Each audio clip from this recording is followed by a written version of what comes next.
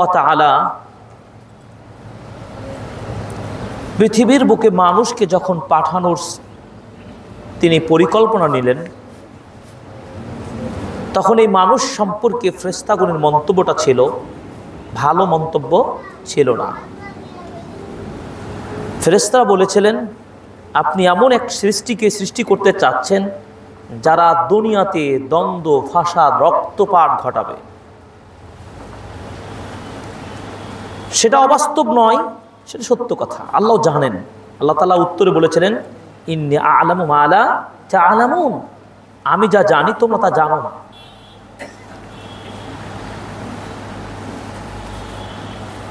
সেই লক্ষ্যে আমরা আল্লাহ সুবহানাহু ওয়া তাআলা মনোনীত সর্বশ্রেষ্ঠ এবং সর্বোত্তম সৃষ্টি জীব হিসাবে যিনি আমাদেরকে খলিফা হিসাবে দুনিয়ার বুকে প্রেরণ করেছেন, আমরা আসতে পেরেছি এবং তার অসংখ্য সৃষ্টির মাঝে শ্রেষ্ঠতম এবং সর্বোৎকৃষ্ট বৈশিষ্ট্য নিয়ে আমরা এই মর্যাদা লাভ করেছি। সেই জন্য কি আল্লাহর প্রশংসা করা উচিত নয়? আমরা মনে হয় বোঝাতে পারি নাই। আল্লাহর সৃষ্টি কতগুলো আমরা গণনা করতে পারবো? কেউ পারবো না। যত সৃষ্টি আছে সব সৃষ্টির মধ্যে সর্বোত্তম ও সর্বশ্রেষ্ঠ গুণে মানে বৈশিষ্ট্যে সর্বসেরা হচ্ছে কি মানব জাতি। এজন্য আল্লাহর শুকরিয়া আমরা আদায় করব, আলহামদুলিল্লাহ। এই শ্রেষ্ঠতম জাতি, এই শ্রেষ্ঠতম সৃষ্টি যদি আল্লাহ সুবহানাহু ওয়া তাআলার উদ্দেশ্য অনুযায়ী আমরা নিজেদেরকে প্রস্তুত করতে না পারি, তাহলে আল্লাহ সুবহানাহু ওয়া তাআলা তাদেরও ফলাফল দিয়েছেন শাররুল বারিয়া। এই ভূপৃষ্ঠে যত সৃষ্টি রয়েছে সর্বনিকৃষ্ট সৃষ্টি হবে এই মানুষ। খায়রুল বারিয়া আর শাররুল বারিয়া, আমরা কোনটা হতে চাই? শ্রেষ্ঠ নাকি নিকৃষ্ট? আল্লাহ তুমি কবুল করুন, আমিন। শ্রেষ্ঠ সৃষ্টি জীব হতে হলে আল্লাহ তাআলার অর্ডারকে মেনে চলতে হবে। কি অর্ডার? তার নির্দেশনা হলো দুনিয়ার বুকে মানুষের উপরে, আল্লাহর সৃষ্টি এই মানুষের উপরে সর্বশ্রেষ্ঠতম দায়িত্ব হলো আইয়া আবুদুল্লাহ, আল্লাহর ইবাদত করা। ওয়ালা তুশরিকু বিহি শাইআ, ইবাদত করবে বটে কিন্তু কোনো শিরক চলবে না। শিরক মুক্ত ইবাদত করতে হবে আল্লাহর। আর এই ইবাদত বলতে গিয়ে শুধুমাত্র সালাত, সিয়াম, জুমার দিনের মধ্যে সীমাবদ্ধ নয়। তাহলে ইবাদত কোনটা? ইবাদতের সংজ্ঞা আপনাকে শিখতে হবে। জীবন অনেক বক্তব্য শুনেছেন, খুতবা শুনেছেন। আমরা আপনাদেরকে যে কথা বোঝাতে চাই, বোঝার চেষ্টা করবেন। শাইখুল ইসলাম ইমাম ইবনে তাইমিয়া রাহিমাহুল্লাহ 728 হিজরিতে মৃত্যুবরণ করেছেন। শতাব্দীর শ্রেষ্ঠতম ইমাম। তিনি ইবাদতের সংজ্ঞা দিয়েছেন কিভাবে? ওই প্রত্যেক কথা ও কাজ, কথা এবং কাজ প্রকাশ্যে অথবা অপ্রকাশ্যে যেইগুলো দ্বারা আল্লাহ সুবহানাহু ওয়া তাআলা খুশি হন, এমন প্রত্যেক কাজ ও কথাকে ইবাদত বলা হয়। সুবহানাল্লাহ। কথা দ্বারা ইবাদত হতে পারে না। আপনি ভালো কাজের আদেশ দিলেন, মন্দ কাজ থেকে আপনি প্রতিরোধ করলেন, আপনি মুখ দিয়ে তাসবিহ, জিকির, আযকার করলেন, কোরআন তিলাওয়াত করলেন, এগুলো কি ইবাদত নয়? ভালো কথা বললেন, কুল্লু মারুফিন সাদাকা, প্রত্যেক ভালো কাজ সাদাকা। আপনি মুখ দিয়ে ভালো কথা বললেন, সাদাকা। হাদি ইবাদা, এটাই ইবাদত। কর্ম, সালাত, সিয়াম, হজ, যাকাত, ওটা আর্থিক ইবাদত যাকাত। আর বাহ্যিক ইবাদত কি? সালাত, সিয়াম, খাদ্য পানি থেকে বিরত থেকে ক্ষুধা থাকা সত্ত্বেও আল্লাহকে খুশি করার জন্য আমি এই ইবাদত পালন করছি। রাতের ঘুম থেকে বিরত থেকে আপনি রাতে সালাত আদায় করে মহান রবের জন্য ইবাদত করছেন। যে সময় মানুষ ঘুমিয়ে থাকে, কেউ চিনে না, আপনাকে দেখতে পায় না, সেটা গোপনে প্রকাশ্যে আজকে জুমার দিনে এই ব্যাপারে পড়া বাইতুল মামুর এসেছেন, আমরা দেখতে পাচ্ছি, আমরা এখানে সালাত আদায় করছি, এটি ইবাদত। তাহলে শুধু ইবাদত সালাত সিয়ামের মধ্যে সীমাবদ্ধ নয়, প্রত্যেক কথা ও কাজ প্রকাশ্যে অপ্রকাশ্যে যেগুলো দ্বারা আল্লাহর সন্তুষ্টি অর্জন করা যাবে সেটার নামই হলো কি ইবাদত। এই জন্য বুঝতে হবে, একটা শক্ত কথা মনে রাখতে হবে। ইমামগণ বলছেন, শেখুল আল্লামা শেখ হামদ বিন আতিক রাহিমাহুল্লাহ, তার এই কাউল, এই বক্তব্যটা আমরা যদি বুঝতে পারি, তাহলে আমরা ইবাদত শুধু সালাত সিয়ামের মধ্যে সীমাবদ্ধ না থেকে আমাদের উপরে যে যতগুলো দায়িত্ব দিয়েছেন আল্লাহ সুবহানাহু ওয়া তাআলা, সেটি আমরা বুঝতে পারব। তিনি বলছেন, ফালাউ কাদার আন্না রাজুলান ইয়াসুমুন নাহার, কোন মানুষ যদি সক্ষমতা রাখে পুরো দিন সিয়াম পালন করছেন, ওয়া ইয়াকুমু ফিল লাইল, পুরো রাত কিয়াম করছেন, ওয়া ইয়াজহাদু ফিদ দুনিয়া কুল্লুহা, আর দুনিয়ার সব ভালোবাসা, দুনিয়ার সব লোভ, স্বার্থ ত্যাগ করে পরকালমুখী একজন ব্যক্তি হিসাবে নিজেকে প্রতিষ্ঠিত করেছেন বা করার চেষ্টা করছেন। ওয়া হুয়া মা হাযা লা ইয়াকযিবু লিল্লাহি ওয়া লা ইয়াতামা'আরু ওয়াজহাহু লাহু ওয়া লা ইয়াহমারু ফালা ইয়া'মুরু বিল মা'রুফ ওয়া লা ইয়ানহা আনিল মুনকার। এই শ্রেণীর মানুষটি যে ইবাদত করে, গোটা দিন সিয়াম পালন করলেন, পুরো রাত জেগে জেগে ইবাদত করলেন এবং দুনিয়ার সব কিছু ত্যাগ করে নিজেকে পরকালমুখী আল্লাহ ভীরু একজন বান্দা হিসেবে নিজেকে প্রস্তুত করলেন, কিন্তু সেই লোকটার হৃদয়ের মাঝে যদি এই রাগ ক্ষোভ না থাকে, যেই কাজগুলো আল্লাহ সুবহানাহু ওয়া তাআলা নিজে ঘৃণা করেন, নবীগণ ঘৃণা করেন, ওই ঘৃণিত কাজগুলোকে যদি আপনি ঘৃণা করতে না পারেন, নিজেকেও যদি আল্লাহ এবং তার রাসূলের মতো করে রাগ সৃষ্টি করতে না পারেন, নিজের চোখ দুটি যদি রাগান্বিত না হয়, এমনকি আপনার মধ্যে সে গায়রত সৃষ্টি না হয়,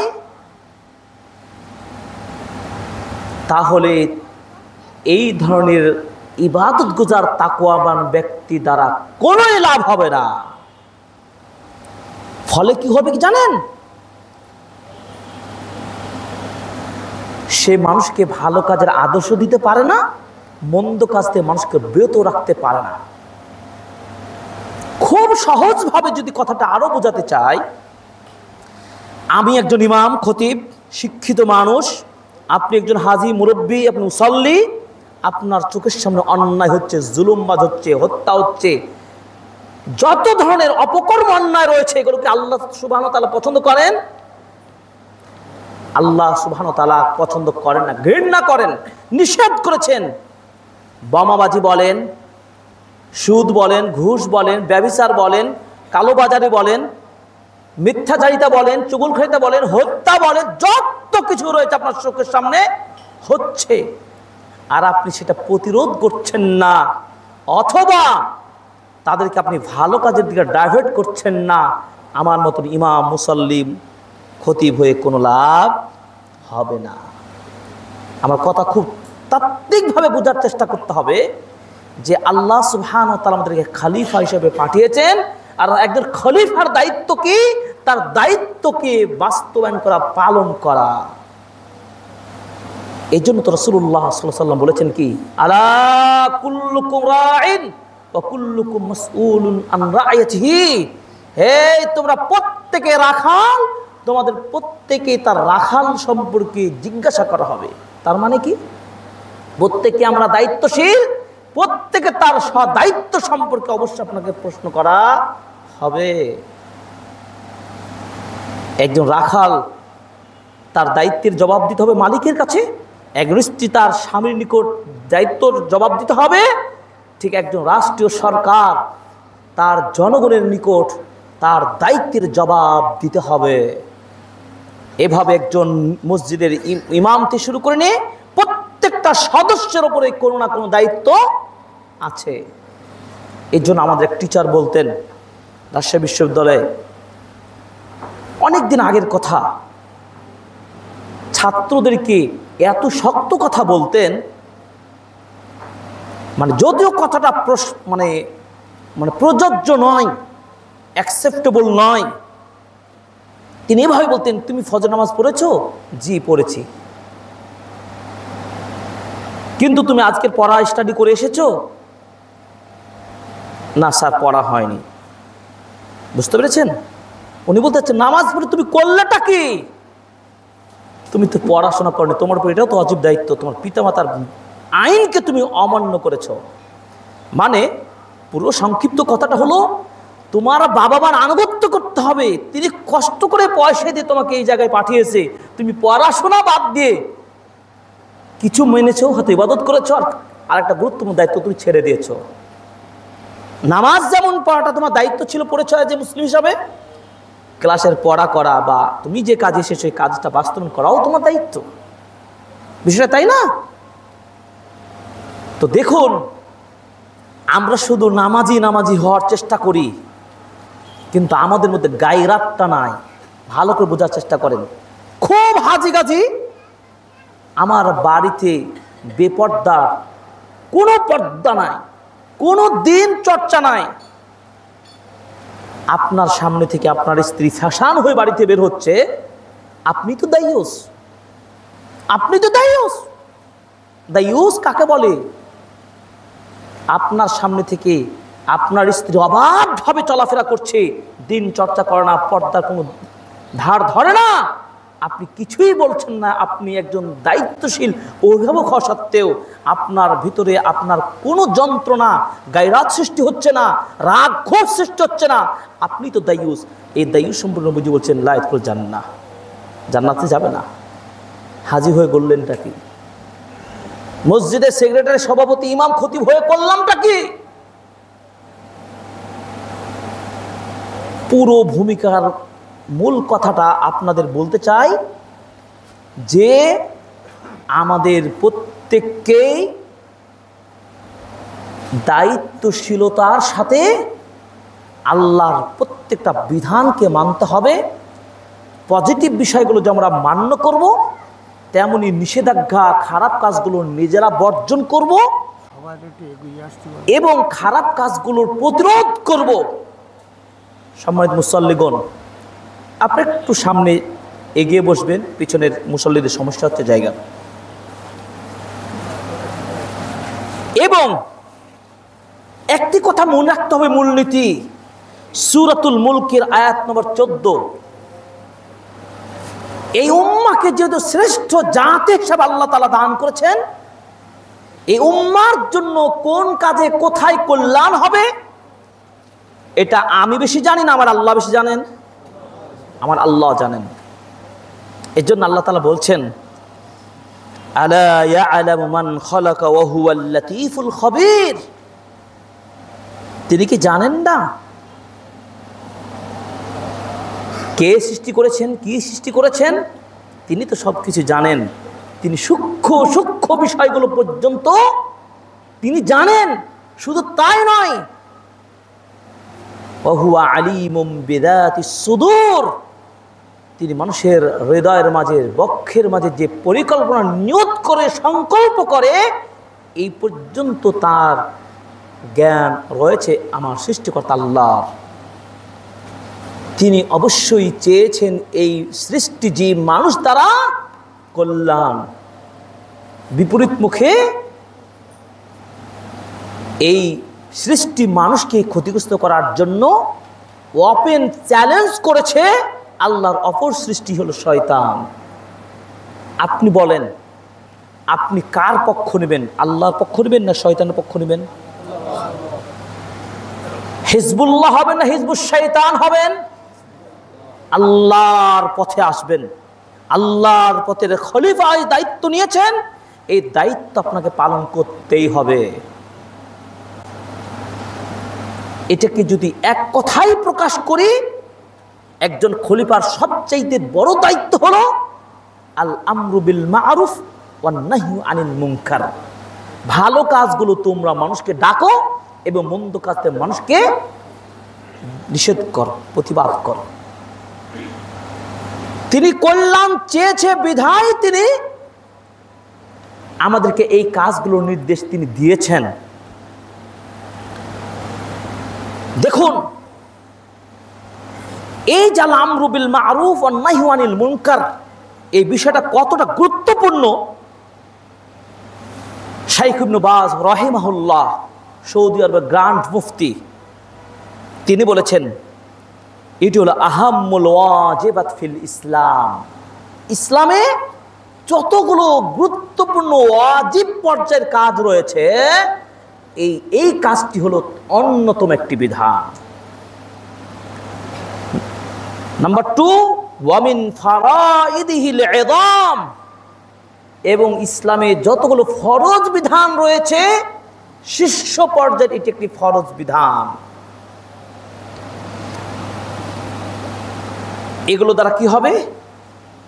একটা সুন্দর ইসলামী সমাজ বিনির্মাণ হবে।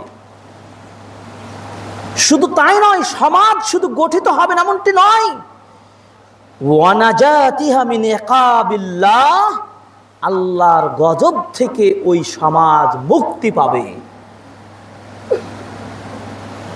সেটি হতে পারে খুব অল্প সময়ে অথবা বিলম্ব। দীর্ঘদিন পর জুলুমবাজ থেকে জাতি মুক্তি পেয়েছে না? যখনই অন্যায়ের প্রতিবাদ শুরু হয়েছে, যখন মানুষ হকটা বুঝতে পেরেছে, যখন মানুষ তাদের দায়িত্বের কথা উপলব্ধি করতে পেরেছে, তখনই তাদের অধিকার ফিরে পেয়েছে, তখনই জুলুমবাজ অপসারিত হয়েছে, তখনই হক প্রতিষ্ঠিত হয়েছে।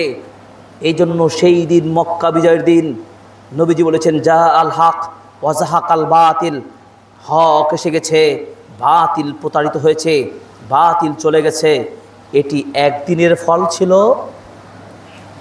সেই মক্কা বিজয় কি একদিনের ফল ছিল? নো। নবীজি সাল্লাল্লাহু আলাইহি সাল্লাম তিনি বাল্যকাল থেকেই তিনি একটি কাজ, তিনি নিদর্শন প্রতিষ্ঠা করেছিলেন।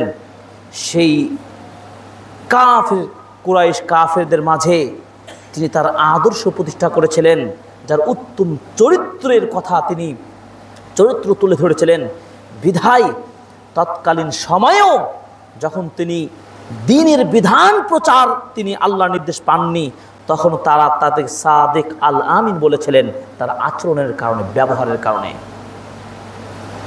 এই কথাগুলো ইঙ্গিত দিয়ে বোঝাতে চাচ্ছে আপনাদেরকে, একটা সমাজকে, একটা রাষ্ট্রকে উন্নয়নের পথে কল্যাণকামী একটা রাষ্ট্র সমাজ গঠন করতে হলে আপনাকে রোল মডেল হিসাবে মুহাম্মদ রাসূলুল্লাহ সাল্লাল্লাহু আলাইহি সাল্লাম এবং তার সাহাবীদের আদর্শকে আপনাকে আমাকে প্রত্যেককেই এটার উপর স্টাডি করতে হবে এবং বাস্তব জীবনের প্রয়োগ ঘটাতে পারলেই এই দেশকে স্বাধীন বলতে পারবেন আপনি।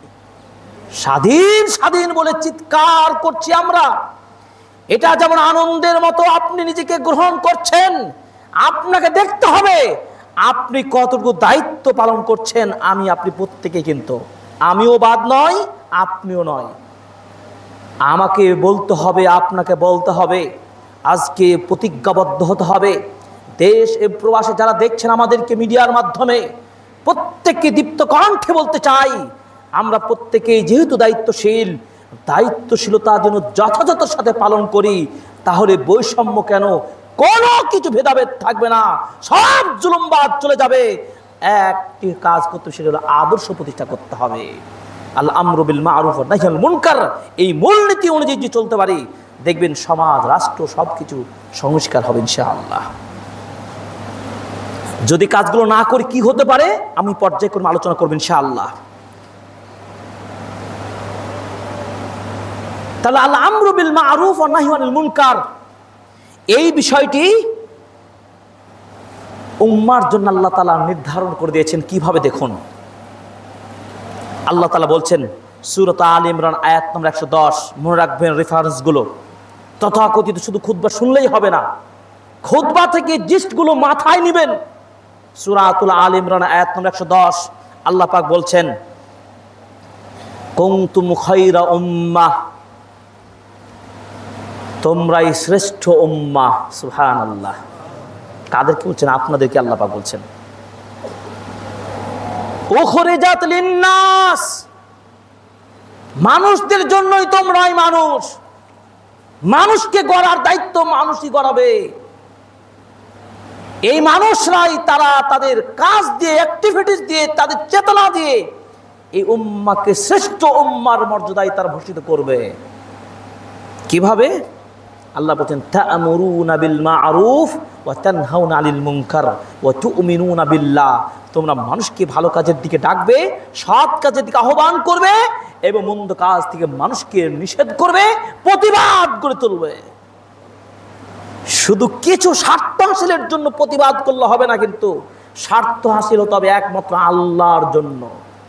লড়াই করতে হবে আল্লাহর জন্য, আল্লাহর দ্বীন প্রতিষ্ঠার জন্য। দুনিয়াবি কিছু স্বার্থ হাসিলের চিন্তা করে আপনি এই লড়াই করে সফল হতে পারবেন না। এইভাবে আল্লাহ সুবহানাহু ওয়া তাআলা বলছেন সূরা আলে ইমরানে 104, আগে বললাম 110, এবার 104 নম্বর আয়াতে বলছেন ওয়ালতাকুম মিনকুম উম্মাতুন ইয়াদউনা ইলাল খায়র ওয়া ইয়া'মুরুনা বিল মা'রুফ ওয়া ইয়ানহাউনা আনিল মুনকার ওয়া উলাইকা হুমুল মুফলিহুন, তোমাদের মধ্যে একটি জাতি অবশ্যই জাগ্রত থাকবে, যারা মানুষকে কল্যাণের দিকে আহ্বান করবে, মানুষকে ভালো কাজের আহ্বান জানাবে এবং যাবতীয় গর্হিত মন্দ কাজ থেকে মানুষকে নিষেধ করবে। এই কাজটি যারা পালন করতে পারবে, আল্লাহ পাক তাদের সার্টিফাই করে বলছেন উলাইকা হুমুল মুফলিহুন, তারাই হচ্ছে সফল, বিজয়ী। সুবহানাল্লাহ। প্রকৃত সফলতা তখনই আসবে। এই জন্য আমাদের তরুণ ছাত্র সমাজ ভাইদেরকে বলতে চাই, আমরা যেই শ্রম জীবন বাজি রেখে যাবতীয় ষড়যন্ত্র নস্যাৎ করে দিয়ে এই স্বাধীন বাংলাদেশটাকে সুন্দর একটি দেশ গড়ার স্বপ্ন নিয়ে যেভাবে জীবন বাজি রেখে আপনারা আপনাদের অধিকার অর্জনের চেষ্টা করলেন বিগত দিনগুলোতে, আপনাকে আমাকে এখন এই দেশকে গড়ার জন্য যেই মূলনীতি হাতে নিতে হবে, সেটি হলো আল আমরু বিল মা'রুফ ওয়া নাহয়ুল মুনকার। এই প্রকল্প হাতে গ্রহণ করতে হবে, এই মেজাজ সৃষ্টি করতে হবে। আজকে থেকে যেখানেই অন্যায় সেখানেই প্রতিরোধ, যেখানেই খারাপ সেখানেই ভালো, আমাদের এই কাজটা করতে হবে। প্রত্যেক ছাত্র, মুসলিম নামধারী মুসলিম ছাত্রকে, অভিভাবককে অবশ্যই সালাত, সিয়াম, যাকাত, ফরজ বিধানগুলো যেমনভাবে পালন করতে হবে, তেমনভাবে এই কাজটাকে আপনার দায়িত্বের মধ্যে গ্রহণ করতে হবে। কেন? ইমামগণ যুগের পর যুগ পূর্বে সালাফগণ ইসলামের 5টি মূলনীতি, ইসলামের 5টি ভিত্তি আমরা জানি না? বুনিয়াল ইসলাম আল খামসিন, ইসলামের 5টা ভিত্তি রয়েছে, সেটা আমাদের জানা। কিন্তু সালাফগণ এই আজকের যে বিষয়ে আলোচনা করছি, এই বিষয়টার গুরুত্ব উপলব্ধি করে তারা 6ষ্ঠ পিলার ভিত্তি হিসাবে এটাকে তারা ধার্য করেছেন যে ইসলামের 6ষ্ঠ যদি ভিত্তি হয়ে থাকে তাহলে আল আমরু বিল মা'রুফ ওয়া নাহয়ুল মুনকার, এটা ইসলামের 6ষ্ঠতম ভিত্তি। সুবহানাল্লাহ। বুঝতে পেরেছেন? ইসলামের ভিত্তি যদি হয় আল আমরু বিল মা'রুফ, তাহলে এই বিষয়টার দায়িত্ব পালন করা কত বড় জরুরি বিষয় বলুন তো। একজন মুসলিম নামধারী মানুষ কালেমা অস্বীকার করতে পারবে? সালাত অস্বীকার করতে পারবে? যাকাত অস্বীকার করতে পারবে? সিয়াম অস্বীকার করতে পারবে? সামর্থ্যবানরা হজ আদায় না করে থাকতে পারবে? প্রত্যেকটা জবাব থেকে দিতে হবে, পালন করে ফরজ। তেমনিভাবে এই বিষয়টিকে ষষ্ঠ ভিত্তি হিসাবে ওলামাগণ আখ্যায়িত করেছেন। অতএব আমাকে আপনাকে এই কাজে এগিয়ে আসতে হবে, তথা এটাকে এক কথায় প্রকাশ করলে বলতে পারেন দাওয়া কাজে এগিয়ে আসতে হবে। পুরোটাকে একটাই ভাষায় প্রকাশ করতে হলে দাওয়াতি কাজ করতে হবে। এই জন্য ইমাম মুহাম্মদ বিন আব্দুল ওয়াহ্হাব রাহিমাহুল্লাহ, তাকেও শাইখুল ইসলাম বলা হয়, তিনি বলেছেন মুসলিম উম্মাহর উপরে 4টা বিষয় জানা জরুরি ওয়াজিব। মনে রাখতে হবে কয়টা বিষয়? 4টা বিষয়। নাম্বার 1, আল্লাহ, তার নবী এবং তার ধর্ম ইসলাম। এই 3টা বিষয়ে দলিল সহকারে আগে প্রথম জ্ঞান অর্জন করতে হবে। কি করতে হবে? জ্ঞান অর্জন করতে হবে। 2 নম্বর, যে অনুযায়ী জ্ঞান অর্জন করবেন সে অনুযায়ী যা অর্জন করবেন সে অনুযায়ী আমল করবেন। 3 নম্বর মাসালা, যা আমল করলেন সেটা মানুষকে দাওয়াতি কাজে আপনি আত্মনিয়োগ করবেন, দাওয়াতি কাজ আপনি করবেন। 4 নম্বর, দাওয়াতি কাজ করতে গিয়ে আমরু বিল মারুফ ওয়া নাহি আনিল মুনকার এইসব করতে গিয়ে যদি কষ্ট হয় সবর করতে হবে। কি করতে হবে? সবর। এই 4টা আপনাকে শিখতে হবে খুব ভালো করে। এটার আমার প্রশিক্ষণ নিতে হবে। সত্যিকার আল্লাহ সম্পর্কে কতটুকু জানি? নবী সম্পর্কে জানি না, দিন সম্পর্কে কতটুকু জানি না। এই 4টি মাসালা আমাদের প্রত্যেকে জানা জরুরি। এই জন্য ইমাম শাফিঈ রাহিমাহুল্লাহ, যিনি 150 হিজরিতে জন্মগ্রহণ করেছেন, ইমাম শাফিঈ রাহিমাহুল্লাহ বলেছেন পবিত্র কোরআনে আল্লাহ একটি ছোট্ট সূরা নাজিল করেছেন, সূরাতুল আসর। এই সূরাতুল আসরে আল্লাহ তাআলা এই উক্ত 4টি মাসালার কথা একই সূরার মধ্যে বলে দিয়েছেন। সুবহানাল্লাহ। কি সূরাতুল আসরে বলছেন কি? আল্লাহ তাআলা বলছেন আউযু বিল্লাহি মিনাশ শাইতানির রাজিম, ওয়াল আসরে, আসরের কসম, ইন্নাল ইনসানা লাফি খুসরিন, পৃথিবীর সকল মানুষ ক্ষতিগ্রস্ত, কেউ বাঁচার মুক্তি নেই। কিন্তু 4 শ্রেণীর মানুষ বেঁচে যাবে আল্লাহ বলে দিয়েছেন। সেই 4টি শ্রেণী কি? যেটা বললাম, ইল্লাল্লাযিনা আমানু, এক ঈমান আনবে যারা। ওই যে বললাম আল্লাহ, তার রাসূল, তার দিন, এসব বিষয়ে জ্ঞান অর্জন করতে হবে, জানতে হবে, মানে ঈমান আনতে হবে। 2, ওয়া আমিলুস সালিহাত, সৎ কাজ করতে হবে, আমল করতে হবে। নাম্বার 3, ওয়া তাওয়াসাউ বিল হাক্কি, হকের দাওয়াত দিতে হবে। ওয়া তাওয়াসাউ বিস সবরে, আপনি সবর করবেন, বিপদ আপদ পড়লে নিজে সবর করবেন, অন্য সবর কথা বলবেন। তাই তিনি বলছেন, ইমাম শাফিঈ রাহিমাহুল্লাহ বলছেন, আল্লাহ তাআলা যদি এই পবিত্র কোরআনের এই ছোট্ট সূরাটি নাজিল করে পুরো কোরআন সমাপ্ত করে দিতেন, তাহলে এই একটি ছোট্ট সূরায় মানুষ তার জীবনকে সফল করার জন্য একটি সূরাই যথেষ্ট, আর কিছু লাগবে না। এত কিছু অর্থনীতি, সমাজ, রাষ্ট্র, সব চলে আসবে এই ছোট্ট সূরার মধ্যে। আপনারা গবেষণা করার জন্য এই সূরাটির তাফসীর পড়বেন, আরো বিস্তারিত জানতে পারবেন। সংক্ষিপ্ত তাফসীর যদি পড়তে চান, তাফসীর আহসানুল বায়ান পড়ুন, খুবই সংক্ষিপ্ত। তাফসীর ইবনে কাসির পড়ুন। এবং আরও সহজভাবে জানতে হলে প্রফেসর ডক্টর আসাদুল আল গালিব স্যারের একটা তাফসীর রয়েছে, 30তম পারা, শেষ পারাটি পড়বেন, খুবই চমৎকার। পাশে লাইব্রেরি আছে, খোঁজ করবেন, পাবেন। যে কথা বলছিলাম, এই আল আমরু বিল মারুফ ওয়া নাহি আনিল মুনকার, আল মারুফ বলতে বলা হয় হুয়া মা আমারাল্লাহু বিহি ওয়া রাসূলুহু, আল্লাহ এবং তার রাসূল যে কাজগুলো করার কথা নির্দেশ দিয়েছেন সেটা আপনাকে বাস্তবায়ন করতে হবে। আর নাহি হচ্ছে, মুনকার হচ্ছে হুয়া মা নাহা আনহুল্লাহু ওয়া রাসূলুহু, আল্লাহ এবং তার রাসূল যেগুলোতে নিষেধ করেছেন সেগুলো বর্জন করতে হবে। এটা না মুনকার। এই কাজ করতে গিয়ে, এই দাওয়া কাজ করতে গিয়ে আপনি কিভাবে কাজ করবেন? দাঙ্গামা কলহ করে? নো, ইসলাম কিন্তু সেটা সাপোর্ট করে না। বোমাবাজি করে কিন্তু নয়, বিশৃঙ্খলা সৃষ্টি করে নয়। কিন্তু আল্লাহ তাআলা বলেছেন, দেখুন আল্লাহ প্রত্যেকটা ফর্মুলা কিন্তু আমাদের বলে দিয়েছেন। সূরা ইউসুফ আয়াত নম্বর 108 আল্লাহ পাক বলেছেন, কুল হাদিহি সাবিলি আদউ ইলাল্লাহি আলা বাসীরাতিন আনা ওয়া মান ইত্তাবা'আনি, নবীজি আপনি বলে দিন, হাদিহি সাবিলি, এটাই হচ্ছে আমার পথ, আমি তোমাদেরকে আহ্বান জানাচ্ছি এই পথের দিকে বিচক্ষণতার সাথে, মানে যেটাই আমরা বলি টেকনিক অবলম্বন করে, কৌশল অবলম্বন করে, যেখানে যে ধরনের উপস্থাপনার প্রয়োজন, যেখানে যত পার্সেন্টেজ চাপ দেওয়ার দরকার, সেখানে সেইভাবে দিয়ে মানুষকে বিচক্ষণতার সাথে দাওয়াত দিন। এই জন্য আল্লাহ তাআলা বলছেন, দেখুন সূরাতুন নাহল আয়াত নম্বর 125, তিনি বলছেন, উদউ ইলা সাবিলি রাব্বিকা বিল হিকমা ওয়াল মাউইদাতিল হাসানা ওয়াজাদিলহুম বিল্লাতী হিয়া আহসান। নবী, আপনি মানুষকে দ্বীনের দিকে ডাকুন, ভালো কাজের দিকে ডাকতে থাকুন, তোমার রবের পথে ডাকুন, হিকমা, প্রজ্ঞা, ব্রেন, বিবেক রেখে, পাগলামি করলে হবে না।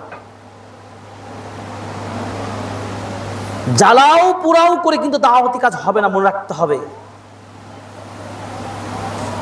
আমার সমবয়সী যারা, যে সমস্ত মানে তরুণ ছাত্র সমাজ যারা আন্দোলন করছি, আমরা মনে রাখতে হবে জাতীয় সম্পদ নষ্ট করা চলবে না, কারো গাড়ি বাড়ি জ্বালাও পোড়াও চলবে না।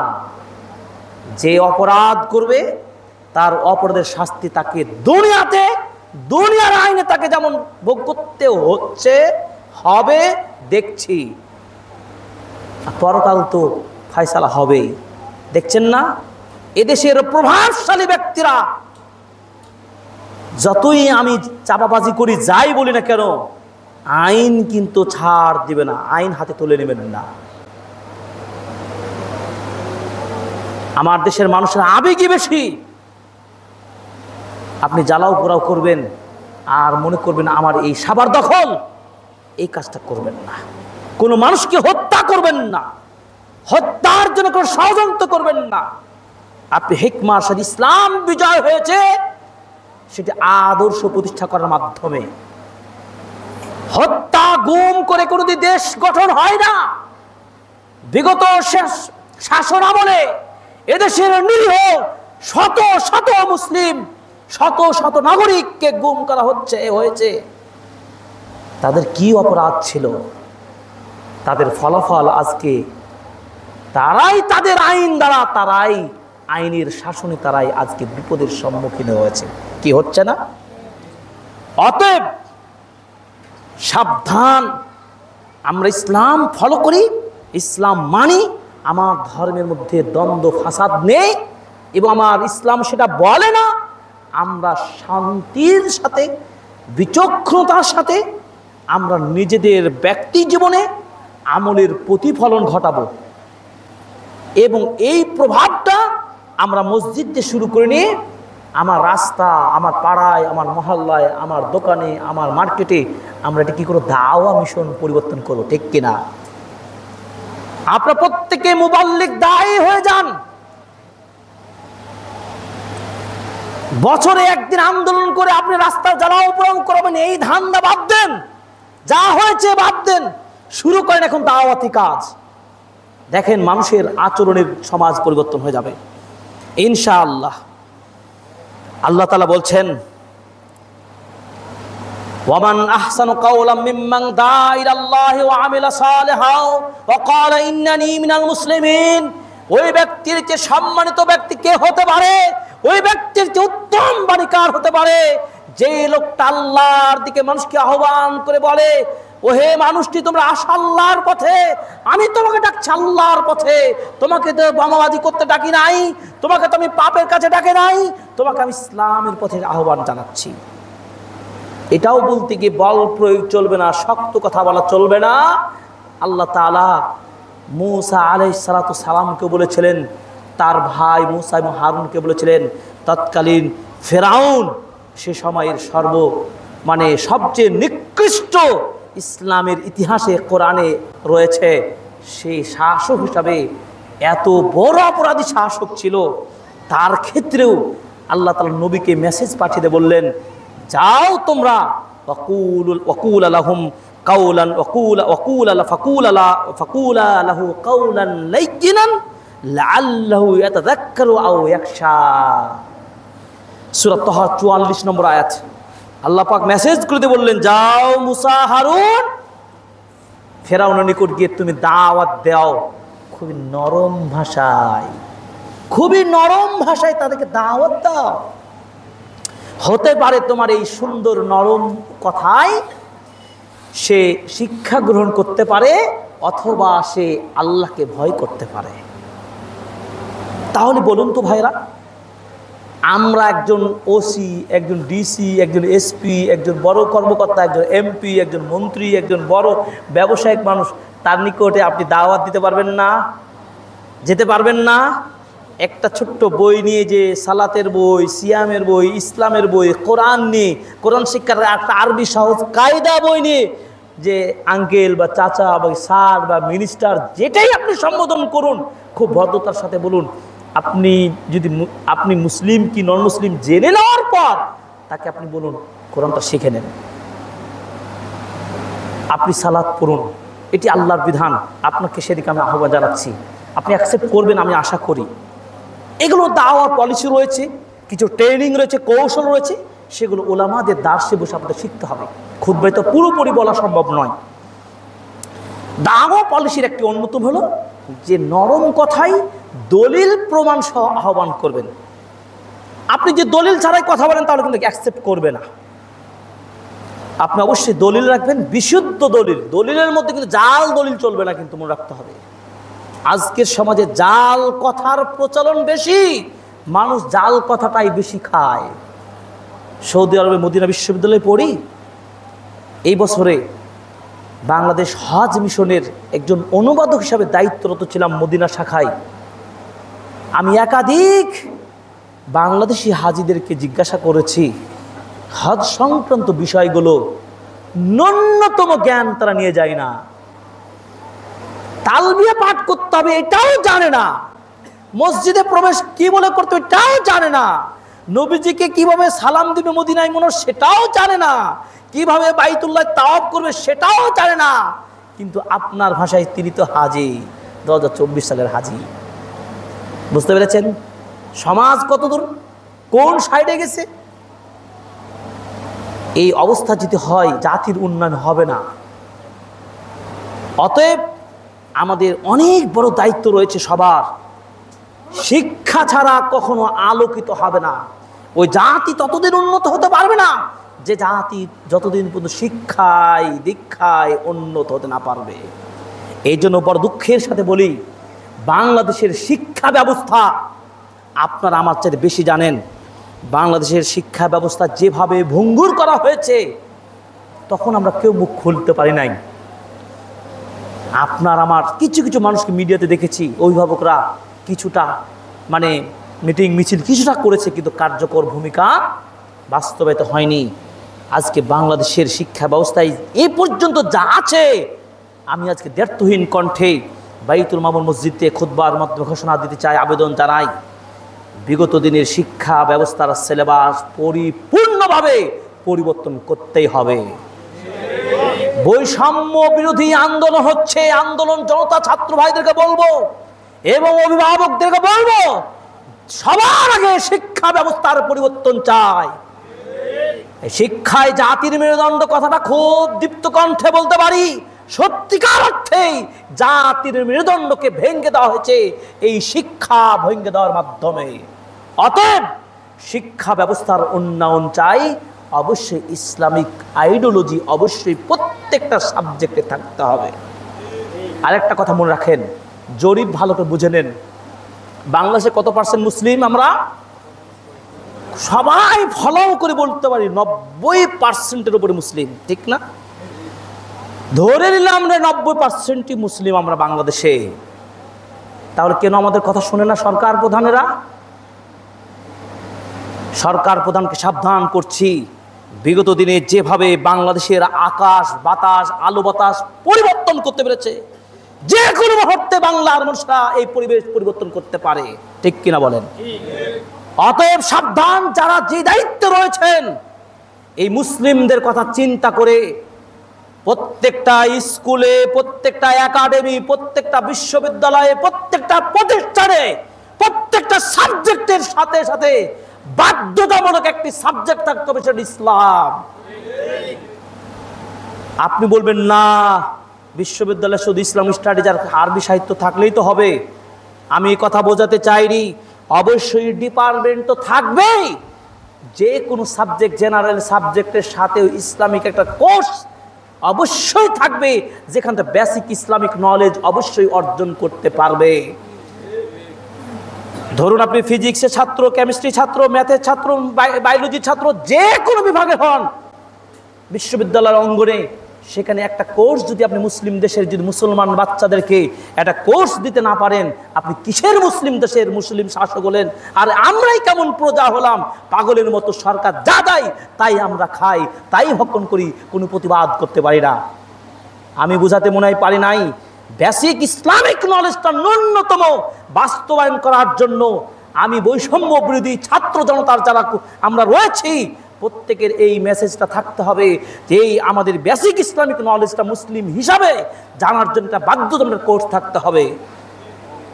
এরপরে যাতে করে ওই বেসিক বিষয়টি জানার পরে সরকারি পিএসসির যে সরকারি পরীক্ষাগুলো হয়, নিবন্ধন থেকে শুরু করে নিয়ে সরকারি মন্ত্রণালয় পর্যায়ে যতগুলো পরীক্ষা নিরীক্ষা হয়, চাকরির বাজারে বিসিএস থেকে শুরু করে যতগুলো পরীক্ষা হয়, সেখানে ন্যূনতম ইসলামের বিষয়ে প্রশ্ন থাকতেই হবে। কবে রবি ঠাকুর নোবেল প্রাইজ পেল, কবে কাজী নজরুল ইসলাম কি হলো না হলো, কোন কবিতা কোন নদীর তীরে বসে লেখলো, কততম লাইনে কতবার তার প্রিয়তম স্ত্রীর নাম নিল, এই বাজে কথাগুলো মুখস্থ করার জন্য আমাদের মুসলিম সমাজের ব্রেনকে ধোলাই নষ্ট করে দেওয়া হচ্ছে। আমি আপনি বুঝতে পারছি না বৈষম্যতা কোথায় করা হচ্ছে, চিন্তা করতে পারেন? মুসলিমদেরকে গলা টিপাই নষ্ট করে দেওয়া হচ্ছে, পশ্চিমাদের চেতনায় তারা আমাদের শিক্ষা ব্যবস্থাকে নষ্ট করেছে। এই জন্য আমি বলতে চাই, আগামী দিনের প্রত্যেকটাই পরীক্ষা বিশেষ থেকে শুরু করে নিয়ে সেখানে ইসলামী শিক্ষার ইসলামিক প্রশ্ন যেন থাকে। হতে পারে খুবই সহজ প্রশ্ন হতে পারে, যেন তার অধিকার হকটা আদায় হয় ন্যূনতম। কেন আমি মুসলিম, যে আমি বলবো না বৈষম্য, এখানে সাম্য কিভাবে হয় দেখেন। মুসলিমদের জন্য থাকবে যেমনই প্রশ্ন, হিন্দুদের জন্য প্রশ্নপত্র আলাদা হবে, তাদের জন্য তাদের প্রশ্ন হবে। সমস্যা কোথায়? অর্থাৎ তুলনামূলক ধর্মতত্ত্বের উপরে আমাদের হায়ার স্টাডি যারা করবেন, কিন্তু ন্যূনতম প্রাথমিক পর্যায়ের জ্ঞানগুলো আমাদের সমাজে কি করতে হবে? এই পরিবেশগুলো সৃষ্টি করতে হবে। প্রিয় ভাইয়েরা, আমরা যে কথাগুলো বারবার যেটা বোঝাতে চাচ্ছি আপনাদেরকে, যে আল্লাহ তাআলার প্রতিনিধি হিসাবে আমরা দুনিয়া এসেছি, আমাদের দায়িত্ব রয়েছে অনেক বেশি। সেই সব দায়িত্বের মধ্যে একটি বড় হলো আল্লাহ আমরু বিল মারুফ ওয়া নাহই আনিল মুনকার। শাইখুল ইসলাম ইমাম তাইমিয়্যিহ রাহিমাহুল্লাহ কি বলেছেন দেখুন, তিনি এই কথা বলেছেন, চমৎকার বলেছেন, ওয়ামান লাম ইয়াকুন ফি কলবিহি বুগদুন মা ইয়াবগুদুল্লাহু ওয়া রাসূলুহু মিনাল মুনকার আল্লাযী হারামাহু আল্লাহু মিনাল কুফরি ওয়াল ফুসুক ওয়াল ইসয়ান। কোন মানুষের মধ্যে যদি ওই আল্লাহর এবং তার রাসূল যে বিষয়গুলোতে ঘৃণা করেন, পাপ হিসাবে যেগুলো, অপরাধ হিসাবে যেগুলো কাজ রয়েছে, এইগুলো যদি আমি আপনি যদি প্রতিবাদ না করি, নিজেরা বিরত না থাকতে পারি, তিনি বলছেন তার মধ্যে ঈমান নাই, তার অন্তর ঈমান থাকবে না। তার মধ্যে কি অন্তর ঈমান থাকবে না? এরপর তিনি বলছেন যদি ন্যূনতম যদি ক্রোধ না থাকে, দায়িত্বশীলতার পরিচয় দিতে না পারি মুসলিম হিসাবে, তাহলে তিনি বলছেন যে আসলেই লাম ইয়াকুন মাহু ঈমান আসলান, সত্যিকারে তার মধ্যে ঈমানই থাকবে না। তাহলে কি আমরা কি আমাদের ইসলামিক সাবজেক্টের জন্য আমরা কি প্রতিবাদ করতে পারবো না? আবেদন জানাতে পারবো না? অবশ্যই ঈমানি দায়িত্ব এটি আমরা অবশ্যই আবেদন করব। তবে কোনো দাঙ্গামা কলহ আমরা মানি না, কলহ করিও না। আবেদন জানাবো, আবেদন তিনারা মানবেন, এটাই দাবি করি। এরপর আসুন, আমরা এর আগেই বলেছি যে আল আমরু বিল মারুফ ওয়া নাহই আনিল মুনকার ইসলাম কততম ভিত্তি হিসাবে ইমামগণ বলেছেন?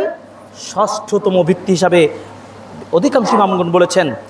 এরপর দেখুন এই বিষয়টা এত গুরুত্বপূর্ণ যে তিনি কোরআনে ঈমানের আগেই এই কথাটুকু তিনি বলেছেন। ঈমানের বিষয়ে আলোচনার আগেই আল্লাহ আমরু বিল মারুফ ওয়া নাহই আনিল মুনকারের কথা উল্লেখ করেছেন। কারণ তাত্ত্বিক যেহেতু আলোচনা আপনাদের বুঝতে হবে। সূরা আলে ইমরান 110 নম্বরে আল্লাহ পাক বলছেন কি, যে কুনতুম খায়রা উম্মাতিন উখরিজাত লিন-নাস তা'মুরুনা বিল মা'রুফ ওয়া তানহাউনা আনিল মুনকার ওয়া তু'মিনুনা বিল্লাহ। এই যে তু'মিনুনা বিল্লাহর পরে আসলো না, আর তার আগেই কিন্তু বলে দেওয়া হলো ভালো কাজে আদেশ, সৎ কাজে আদেশ, মন্দ কাজের নিষেধ। এভাবে সালাত সিয়াম এর আলোচনার আগেই কিন্তু এই কথাটি উল্লেখ করেছেন, যেমন ঈমানের আগে আলোচনা করেছেন, তেমনই ভাবে এই সৎ কাজ আদেশ, অসৎ কাজের নিষেধ এটা উল্লেখ করেছেন। দেখুন সূরাতুত তাওবা আয়াত নম্বর 71 আল্লাহ পাক বলছেন, ওয়াল মুমিনুনা ওয়াল মুমিনাতু বা'দুহুম আউলিয়াউ বা'দ ইয়া'মুরুনা বিল মা'রুফ ওয়া ইয়ানহাউনা আনিল মুনকার।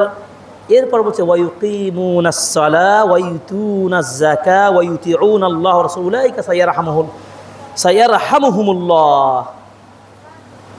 সালাতের কথা, সিয়ামের কথা পরে আসলো। যারা এই কাজগুলো পালন করে আল্লাহর রহমত নাজিল হবে। এবার খুবই সংক্ষিপ্তভাবে আল আমরু বিল মারুফ ওয়ান নাহই আনিল মুনকার, এই কাজগুলো করলে আমাদের লাভ কি, ফজিলত কি রয়েছে, খুবই পয়েন্ট বলে যাব। নাম্বার 1, নবী রাসূলগণের অন্যতম একটি কাজ ছিল কি, দায়িত্ব ছিল, অন্যতম প্রধান দায়িত্ব ছিল এই আল আমরু বিল মারুফ ওয়া নাহই আনিল মুনকার। তাহলে এই কাজটা যদি আমরা করি, কাদের কাজ করব, নবী রাসূলগণের পক্ষে কাজ করব। আল্লাহ তাআলা বলছেন, দেখুন ওয়ালাকাদ বা'আথনা ফি কুল্লি উম্মাতির রাসূলা আন ইবুদুল্লাহা ওয়াজতানিবুত তাগুত। সূরা নাহাল 36 নম্বর আয়াত। আল্লাহ পাক বলছেন, জগতে যত নবী রাসূল আমি প্রেরণ করেছি প্রত্যেকের এই দায়িত্ব ছিল যে তারা মানুষকে ডাক দিবে আল্লাহর ইবাদতের দিকে এবং যাবতীয় শিরক এবং শিরকের মতো সকল পাপ থেকে বিরত রাখবে। আজকে খুতবায় আমরা সে কথাই বলছি। এই জন্য আমরা প্রত্যেকে দায়ী হব। প্রত্যেকে কি হব আমরা? দায়ী মানে কি, দিনের দিকে আহ্বানকারী হতে পারবো। কেন হব? একটি হাদিস, এই হাদিসটা যদি আপনারা ট্যাবলেট করে নিতে পারেন আজকে, আজীবনের জন্য আমাকে স্মরণ করবেন আপনারা, মনে করি যারা জানেন না। ট্যাবলেটটা হলো কি জানেন? আল্লাহ রাসূল সাল্লাল্লাহু আলাইহি ওয়াসাল্লাম আলী রাদিয়াল্লাহু তাআলা আনহুকে ডাক দিয়ে বলছেন, ইয়া আলী, শুনেন হাদিসটা ভালো করে শুনেন, ইয়া আলী ওয়াল্লাহি লা ইয়াহদিয়াল্লাহু বিকা রাজুলান ওয়াহিদান। আলী, তুমি যে একজন মানুষকেও যদি দিনের পথে নিয়ে আসতে পারো, আল্লাহর পথে নিয়ে আসতে পারো, খায়রুন লাকা মিন হুমুরিন নাম, তৎকালীন সময়ে সৌদি আরবের লাল উট বা উটনির চেয়েও দামি হবে একজন মানুষকে দিনের পথে আনার কারণে। সুবহানাল্লাহ। আমরা পারবো না? আমি চাকরি করি একটা অফিসে, ধরুন আমার সাথী নামাজি বেনামাজি, তাকে ডাকতে পারবো না? আমার পাশের দোকানদারকে আমি ডাকতে পারবো না? আজকে বাইতুল মামুরের প্রত্যেকটা মুসাল্লি ওয়াদা করবেন, আল্লাহ যেন প্রত্যেককে দায়ী হিসেবে মৃত্যুর আগ পর্যন্ত কবুল করেন, আমিন। আল্লাহ কবুল করেন, আমিন। এই হাদিসটি অনুপ্রেরণা জাগাবে আপনাদেরকে। এরপরে দেখুন, এই দিনের পথে আহ্বান করা একটা সিফাতুল মুমিনিন, মুমিনদের একটা বৈশিষ্ট্য। আমরা কি মুমিন না মুমিন নয়? অবশ্যই মুমিন হতে চাই, মুমিন দাবি করি। তো মুমিনের কাজ কি? এই কাজগুলো করব। সূরা তাওবা 112 নম্বর আয়াত পড়ে নেবেন। বিপরীত মুখে যদি আমরা এই তা'মুরুনা বিল মারুফ এই কাজগুলো না করি, সৎ কাজ আদেশ নিষেধ এই কাজগুলো না করি, তাহলে বিপরীত মুখে আমরা মুনাফিকদের কাতারে পড়ে যাব। মুনাফিক হব না মুমিন হব? মুমিন। নাম্বার 3, এটা হচ্ছে সৎ যারা আমল করেন তাদের এটি কি বৈশিষ্ট্য, সালেহিনদের বৈশিষ্ট্য। আমরা সালেহিন হব না ফাসিকিন হব? সালেহিন হব। সালেহিন হতে হলে আমরা এই আমরু বিল মারুফ ওয়া নাহই আনিল মুনকার এটা করব। এটি সূরা আলে ইমরানের 113 114 নম্বর রেফারেন্স, সংক্ষেপ পড়ছি। 4th নম্বর হলো, এই উম্মার জন্য সবচেয়ে কল্যাণকর কাজ হলো এটা, যেটি সূরা আলে ইমরানের 110 আয়াতে বলেছি, কল্যাণকর কাজ হিসাবে এটা। 5 নম্বর হলো, আল্লাহর সাহায্য পাওয়া যাবে এই কাজগুলো করলে, আমরু বিল মারুফ ওয়া নাহই আনিল মুনকার। সূরা হজ্জের 40 নম্বর আল্লাহ পাক বলছেন, ওয়ালা ইয়ানসুরান্নাল্লাহু মান ইয়ানসুরহু ইন্নাল্লাহা লাকাবিয়্যুন আজিজ। অবশ্যই আল্লাহ তোমাদেরকে সাহায্য করবেন যদি তোমরা তাকে সাহায্য করো। মানে আল্লাহকে সাহায্য করা মানে কি? আল্লাহকে পয়সা দেওয়া, ধন সম্পদ দেওয়া না। আল্লাহকে সাহায্য করা মানে কি? আল্লাহর দাবি বাস্তবায়ন করা। আল্লাহর দাবি কি? আল্লাহ দাবি তাওহীদ বাস্তবায়ন করা, আল্লাহ দ্বীন বাস্তবায়ন করা। আল্লাহ তো বলেছেন সূরা মায়েদার 5 নম্বর আয়াতে বলছেন কি, 3 নম্বর আয়াতে কি বলছেন? আল ইয়াউমা আকমালতু লাকুম দীনাকুম ওয়া আতমামতু আলাইকুম নি'মাতি ওয়া রাদিতু লাকুম ইসলাম দীনা। আল্লাহ মনোনীত করেছেন গোটা পৃথিবীর বুকে শ্রেষ্ঠতম ধর্ম ইসলাম। ইসলামিক আইডিওলজি, ইসলামিক আদর্শ। সূরাতুল আল ইমরানের আয়াত নম্বর 18 দেখুন, আল্লাহ পাক কি বলছেন? ইন্নাদ-দীনা ইনদাল্লাহিল ইসলাম। কমপ্লিট একটি ধর্ম হচ্ছে ইসলাম। ওয়া মান ইয়াবতাগি গায়রাল ইসলামি দীনা, এই ইসলাম বিধান ছাড়া, ইসলামী চেতনা ছাড়া অন্য কোনো মতাদর্শ যারাই তালাশ করবে, যারা চর্চা করবে, তারা ক্ষতিগ্রস্ত হবে। ফি ইয়াউমিল আখিরাহ, কিয়ামত দিবসে, পরকাল দিবসে তারা মুক্তি পাবে না, এমনকি তারা জাহান্নামে যাবে এই ইসলামকে ফলো না করার কারণে। 6 নম্বর হলো দুনিয়ার বুকে নিরাপত্তার সাথে জুলুমবাজ থেকে শান্তিময় জীবন আপনি খুঁজে পাবেন এই কাজটি করলে। দেখুন তো সমাজে একজন মুরব্বী চাচা, একজন যুবক খুব স্বাভাবিকভাবে ইসলামের কাজগুলো যদি করে, দাঙ্গামা হাঙ্গামা কলহ ছাড়া ভালো কাজের দিকে ডাকে, সমাজের মানুষ তাকে খারাপ বলে কি? নর্মালি খারাপ বলে না, লোকটা ছেলেটা ভালো। এটাই ইসলাম চায়। 7 নম্বর হলো যে আযমু ফাদলিল কিয়াম বিহ, এই যে আমরু বিল মারুফ ওয়া নাহয়ুল মুনকার, এটার উপর প্রতিষ্ঠিত থাকার ফলে এর ফজিলত, মর্যাদা, এর প্রতিদান অনেক বড়। আল্লাহ পাক বলছেন কি? ফাসাউফা নুতিহি আজরান আযীমা, মহান প্রাইজ তাদের জন্য আমি দেব। সুবহানাল্লাহ। আরো প্রাইজিংটা দেখুন। দাওয়াতি কাজ করতে আপনি কেন করবেন না, এই হাদিসটি আপনাকে বলবে করতে বাধ্য। ইমাম মুসলিম রাহিমাহুল্লাহ হাদিসটি বর্ণনা করছেন। আবু হুরায়রা রাদিয়াল্লাহু তাআলা আনহু হাদিসটি বর্ণনা করেন। রাসূলুল্লাহ সাল্লাল্লাহু আলাইহি ওয়াসাল্লাম বলেছেন, মান দাআ ইলা হুদা কানা লাহু মিসলু উজুরিন মান তাবিআহু ওয়ালা লা ইয়ানকুসু যালিকা মিন উজুরিহিম শাইআ। কেউ যদি কাউকে ভালো কাজের দিকে আহ্বান জানায়, তাহলে সমপরিমাণ সওয়াব ওই আহ্বানকারী ব্যক্তি পাবে। সুবহানাল্লাহ। কোনোভাবে তার ওই নেকি থেকে কোনো কমিয়ে দেওয়া হবে না। এরপরে দেখুন 8 নম্বর হলো পাপ থেকে ক্ষমা পাওয়ার বড় মাধ্যম হলো আল আমরু বিল মারুফ ওয়া নাহয়ুল মুনকার, এটি করা।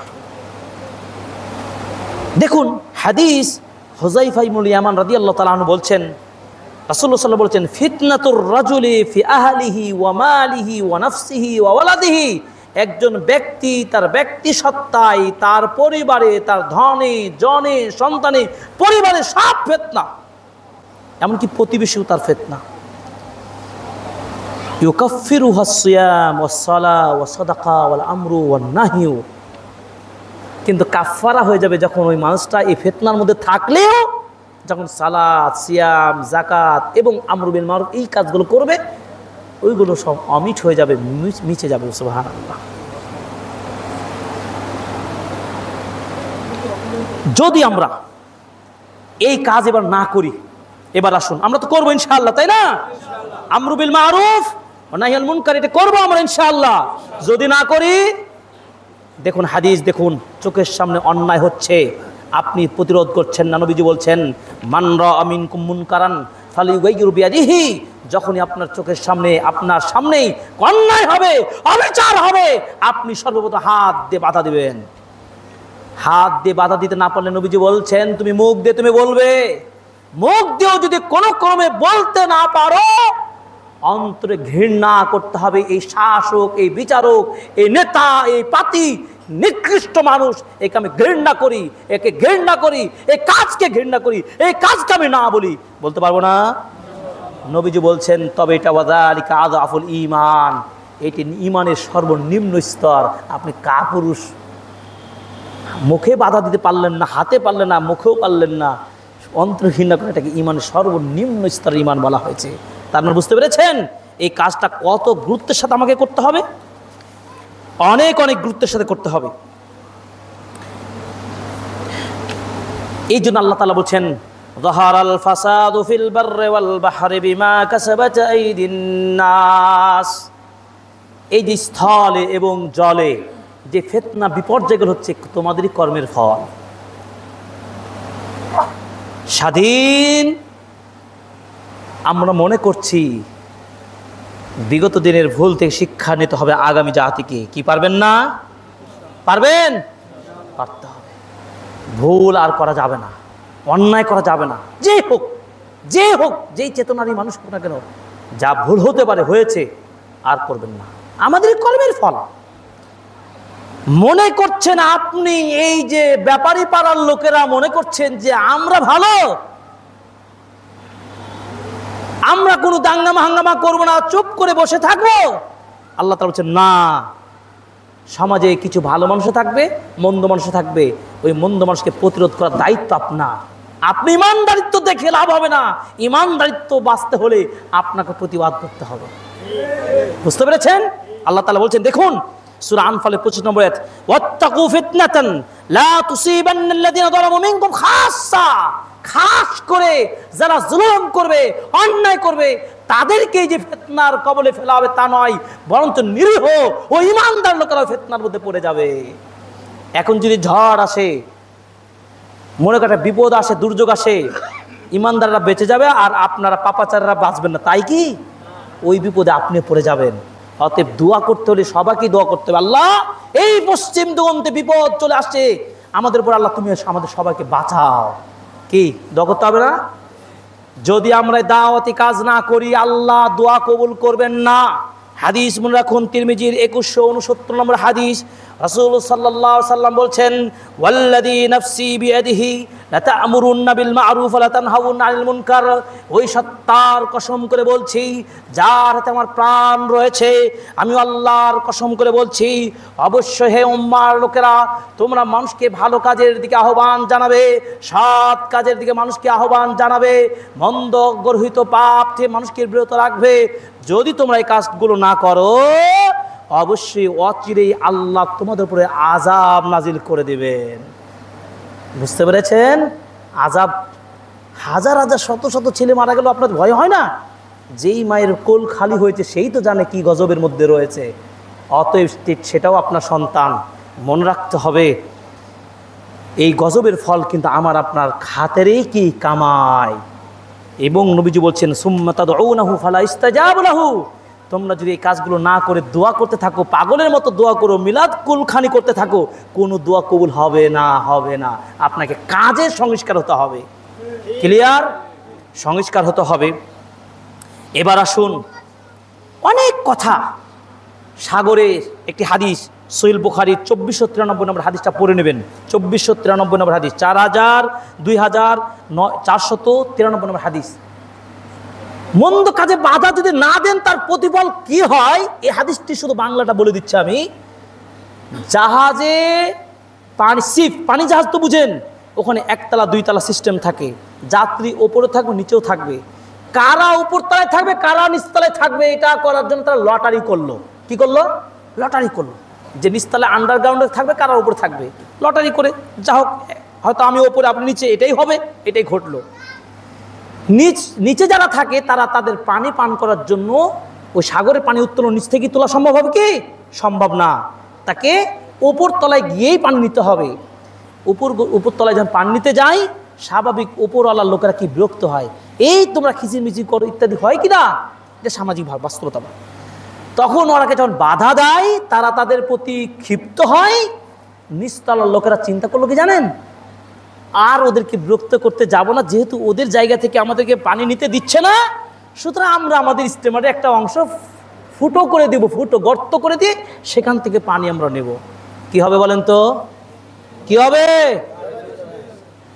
ওই জাহাজ ডুবে যাবে, তারাও ডুবে যাবে, উপরওয়ালাও ডুবে যাবে। এই সময় উপরওয়ালা কি বসে বসে কি খাবে? কি খাবে? বসে থাকবে। তখন তাদেরকে প্রতিবাদ করতে হবে। প্রতিবাদ করলেই ওরাও বাঁচবে, এরাও বাঁচবে। বুঝতে পারছেন? কল্যাণ কাজের প্রতিফল। সর্বশেষ হাদিস, আবু দাউদের 4338 নম্বর হাদিস, তিনি বলছেন, মা মিন কওমিন ইউমালু ফীহিম বিল মাআসি, যে সমাজে পাপাচার হবে, অন্যায় হবে, সুদ ঘুষ চলবে, অন্যায় চলবে, পাপাচার চলবে, ওই সমাজে আল্লাহর পক্ষ থেকে আযাব এসে ধ্বংস করে দেবে। মহামারী করোনা আসে নাই, আমরা তখন ভয় পেয়েছিলাম, আর ভয় নাই। আল্লাহ এই দেশকে, সমাজকে রক্ষা করুন, আমিন। যখন তোমরা জালেম দেখবে, জালেমকে অবশ্যই প্রতিবাদ করবে, হাত দিয়ে দমন করতে হবে। আল্লাহ দেশ, স্বাধীন দেশকে সুন্দরভাবে, স্বাধীনভাবে যেন ইসলাম পালন করতে পারি, 90% মুসলিম, আল্লাহ দাবিটা যেন বাস্তবায়ন করেন, আমিন। আল্লাহ আমাদের ভুল ত্রুটি ক্ষমা করুন, আমিন।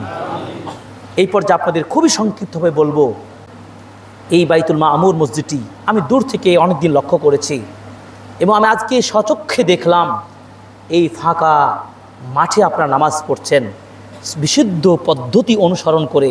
এটি আল্লাহ আপনাদের তৌফিক দিয়েছেন, এই পর্যায়ে আসতে পেরেছেন, এই জন্য আবারও বলুন আলহামদুলিল্লাহ।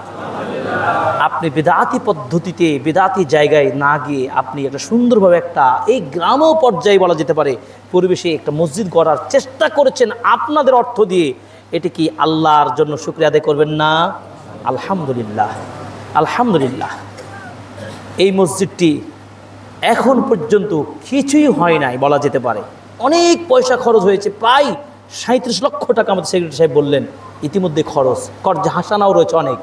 এই জন্য আমার এই খুব ছোট্ট আবেদন আপনাদের কাছে, দেশ ও প্রবাসের যারা দেখছেন, আপনারা এই ঢাকা শহরের পার্শ্ববর্তী এলাকা এই বাইতুল মামুর মসজিদের দিকে একটু সুনজর দিবেন।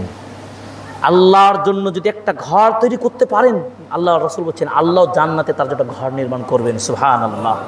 আপনি পুরো ঘর পারবেন না, অল্প দেন, একটা সিমেন্ট দেন, রড দেন, যতটুকু পারেন, 1 টাকাও দিবেন আপনি, এটাও আপনি সেই অংশীদারি সদস্য হয়ে যাবেন, সুবহানাল্লাহ। আল্লাহ কবুল করুন, আমিন। অতএব অনেক বিত্তশালী মানুষ রয়েছেন দেশ ও প্রবাসের, ব্যবসায়িকরা রয়েছেন, আপনারা এই মসজিদটাকে আগামী দিনে খুব দ্রুততম সময়ে এই পুরো কমপ্লেক্স, পুরো মসজিদটার জন্য আল্লাহ তাআলা পরিপূর্ণভাবে কাজটি সম্পূর্ণ করতে তৌফিক দান করুন, আমিন। আপনাদের সাহায্য আবেদন করছি, আপনারা সাহায্য করবেন, সহায়তা করবেন। এই জায়গাটি থেকে ইসলাম প্রচার ও প্রসারের বড় একটি ভূমিকা রাখবে বলে আমি আশা করছি।